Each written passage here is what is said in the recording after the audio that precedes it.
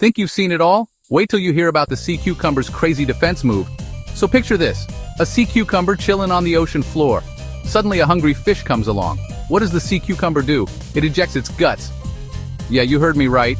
It's guts. It's called evisceration, and it's as wild as it sounds. These guts, they're super sticky and gross, perfect for confusing predators. The fish is like, what just happened?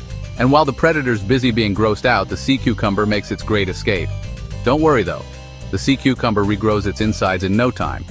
Talk about a gutsy move. So next time you think your life is tough, just remember the sea cucumber and its messy yet genius defense. Nature, you crazy. Thanks for watching. Don't forget to like and subscribe for more quirky nature facts.